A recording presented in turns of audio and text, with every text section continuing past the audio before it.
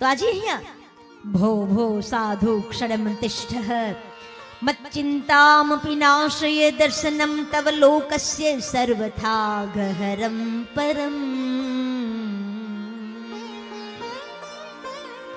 હે સાધુ પુરુષ, એક ક્ષણ માટે ઉભા રહી જાઓ. નારદજીએ જોયું, મને કોણ બોલાવે છે? જોયું તો એક સ્ત્રી, યુવાન સ્ત્રી ઊભી છે. એની બાજુમાં બે વૃદ્ધો સૂતા છે. પૂછ્યું, હે દેવી, આપ કોણ છો? ત્યારે કહે, મહારાજ, આપે મને ઓળખી નહીં, હું સાક્ષાત ભક્તિ મહારાણી છું.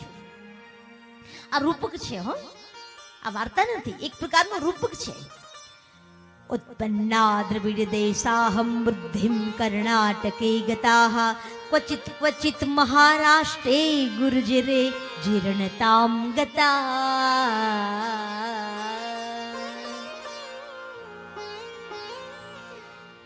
દ્રવિડ દેશમાં હું ઉત્પન્ન થઈ, કર્ણાટકમાં મને વૃદ્ધિ મળી, ક્વચિત ક્વચિત મહારાષ્ટ્રમાં ક્યાંક ક્યાંક ભક્તિ કહે મને પોષણ મળ્યું, પણ ગુર્જરે જીર્ણતામ ગતાઃ, ગુજરાતમાં આવીને હું તો સાવ જીર્ણ શીર્ણ થઈ ગઈ. બોલો, આવું કહે છે.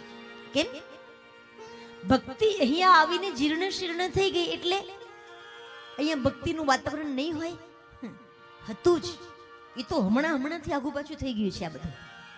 હા, બાકી જે ભૂમિમાં નરસિંહ મહેતા થયા હોય, જે ભૂમિમાં દ્વારિકાનો નાથ આવ્યો હોય, જે ભૂમિની અંદર શેઠ સગાડસા થયા હોય, જે ભૂમિની અંદર ગંગા સતી પાનબાઈ, અમરમાં સતદેવીદાસ, અમરદેવીદાસ, એ બધા મહાપુરુષો થયા હોય, એ ભૂમિ શું ભક્તિ વિહોણી હશે? પણ અહીંયા બીજું અર્થ મારા ભાગવતના સંતો એમ કહે, ગુજરાતમાં આવતા ગરડી થઈ ગઈ. ગરડું થવું એટલે વૃદ્ધિ પામવું. ગુજરાતમાં આવતા તો વૃદ્ધિ પામી છે ભક્તિ. પણ પોતાનો પરિચય આપે છે અને કહે, મહારાજ, મને ક્યાંય પોષણ નથી મળ્યું એટલે હું અહીંયા આવી છું. અને ત્યારે કહે છે ભક્તિ મહારાણી, પણ આ બે કોણ છે? તો બોલે, મારા દીકરાઓ છે, જ્ઞાન અને વૈરાગ્ય. તો કહે, એ બંને આ રીતે કેમ પડ્યા છે? તો બોલે, અમે ત્રણેય નીકળ્યા હતા આ પૃથ્વી ઉપર, મને તો મારું ભાગ્ય અહીંયા ખેંચીને લાવ્યું વૃંદાવનમાં, એટલે અહીંયા ભક્તિનો માહોલ જોઈને પાછી હું તો નવયુવાન બની ગઈ. પણ મારા બે દીકરાઓ જ્ઞાન અને વૈરાગ્ય હજુ હાલમાં મૂર્છિત છે, એને જાગૃત કરો મહારાજ.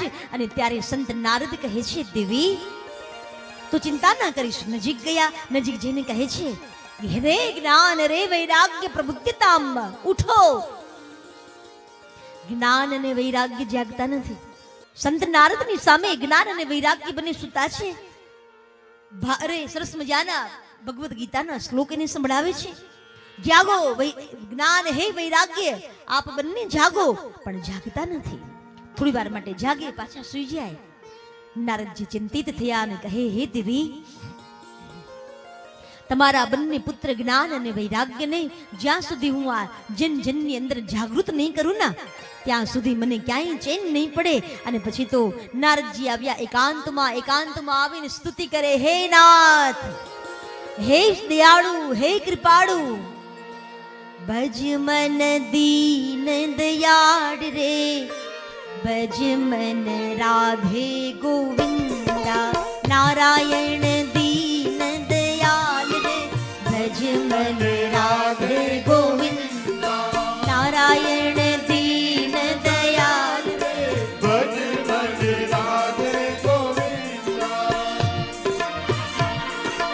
રાધે ગોવિંદ ભજો, રાધે ગોવિંદા, રાધે ગોવિંદ ભજો રાધે ગોવિંદા. રાધે ગોવિંદ ભજો, રાધે ગોવિંદા, રાધે ગોવિંદ ભજો રાધે ગોવિંદા. નારાયણ નારાયણ નારાયણ દીન દયાલ રે, ભજ મન રાધે ગોવિંદા, નારાયણ દીન દયાલ રે, ભજ મન રાધે ગોવિંદા. નારાયણ દીન દયાલ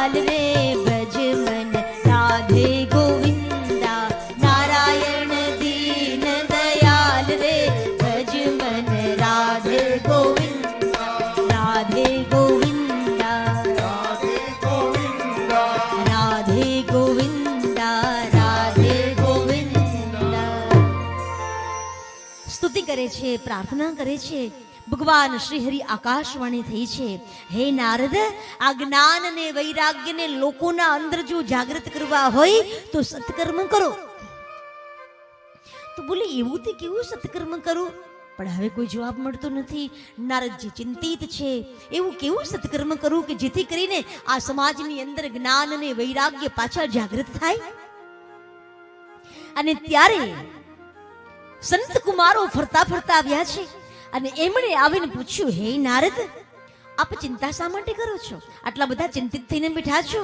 ત્યારે સંત નારદ કહે, હું ચિંતા નથી કરતો, હું તો માત્ર ને માત્ર ચિંતન કરું છું.